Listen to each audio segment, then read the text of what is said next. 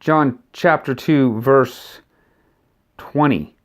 The Jews said, "It has taken 46 years to build this temple, and you will raise it up in 3 days." I don't think that's an unreasonable question. That's a miraculous statement. Jesus was answering them, and they said, "What sign will you give us to prove that you have authority over the temple to flip the tables over and all this?" And he said, "Look, you destroy the temple, and in 3 days I will raise it up." And they're like, "Whoa, hey.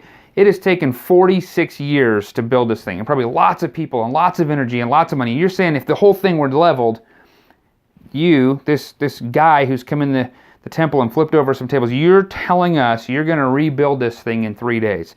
That sounds so absurd. It sounds so ridiculous. I mean, you think about these huge buildings. I mean, that's just, a building has come down and you just raise it right back up. Well, the reality is God could do that. But then he did something even more remarkable. His body, his temple, the magnitude of God was attempted to be destroyed and put in the ground.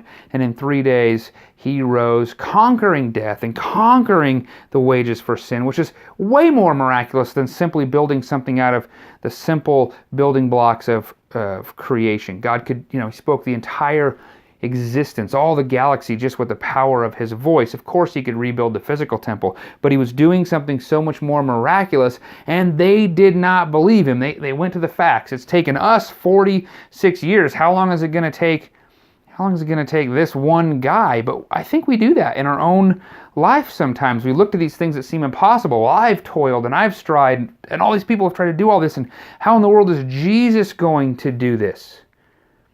But right here, he's saying he is God and he has the authority to do these things, which is the very question they asked him to prove. Under whose authority? Give us a miraculous sign. He's going to raise from the dead in 3 days.